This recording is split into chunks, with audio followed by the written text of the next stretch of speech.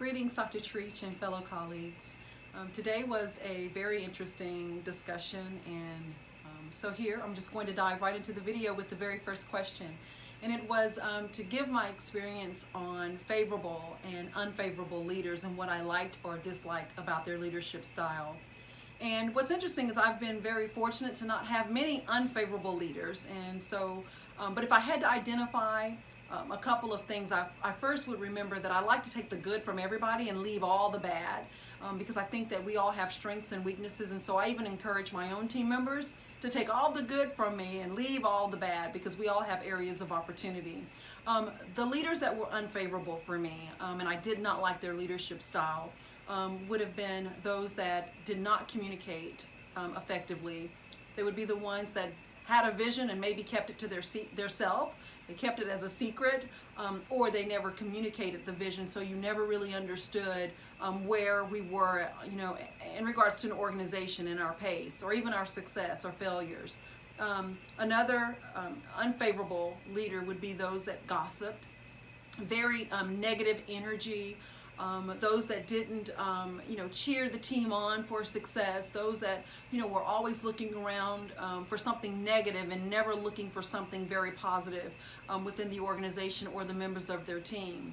Whereas those that were very favorable in my past experience were those that were visionaries, and they were very clear communicators and communicated regularly and very clearly. They may not have been happy-go-lucky all of the time, but they brought an energy of positivity and trust to the organization, and so those have been my most favorite types of leaders and what I liked most about them. The next question was to describe my ideal leader. My ideal leader is a visionary and a risk taker. I'm not a risk taker, and so I appreciate those that don't mind taking wise risks. My ideal leader is also accountable for themselves. They take responsibility for their own growth. My ideal leader does not think they've arrived, because we all have areas of opportunity, and there's always an opportunity for people to grow. My ideal leader leads by example and demonstrates integrity. So how do I describe myself as a leader? So several months ago, we had to take a DOPE personality test. Many people refer to it as bird style. And basically the D would be dove, the E would be eagle, the P would be peacock, and the O would be an owl. And so there are 4 bird styles, and the bird style of my personality was an eagle. And the way it describes an eagle, it would be someone who is kind of take control, quick to make decisions, they definitely have a vision, and they're communicating the vision, and they want to see something, things done. An area of opportunity for the eagles is sometimes they're misunderstood.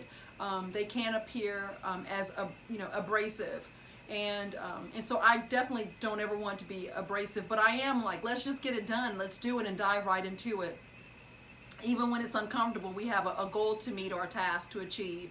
And so my bird style would be an eagle. My leadership style is, I believe that I am a very clear communicator. I like for people to understand where we are within the organization, how we are performing, even compared to the months prior, and then also forecast, the possibilities of how our performance will be in the future. And so I like for my team to understand, as well as the organization, to understand where we're going.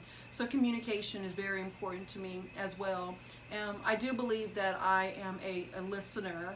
I know that many leaders at all levels come to me and they talk with me about various things that they may be uncomfortable to chat with, with others. And so I would hope that I radiate integrity and being a trustworthy leader. And so that would be how I would describe myself. How others describe me would be, I'm very serious, but yet kind.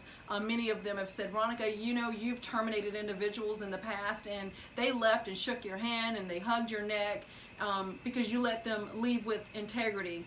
And while termination is not something that anybody should brag about, it's not even my favorite thing to do, I do believe that people should be treated respectfully and with integrity regardless of the circumstance. And I appreciate that the members of my team, or those that I work with, they see those strengths as well.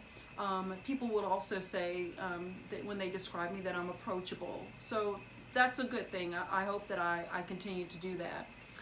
The other question is, what steps do I believe will help me to become a better leader?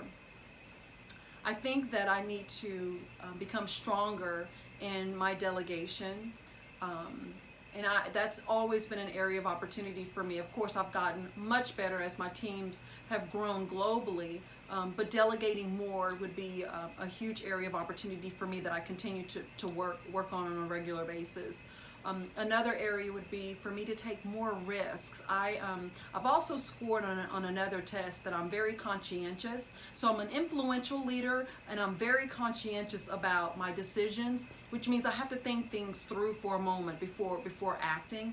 And if it doesn't feel right, I don't just jump, into a decision if I'm not 100% sold on it. So I am not as big of a risk taker as many of my colleagues, and I think that I could get probably a little stronger in that area, but still making wise decisions along the way.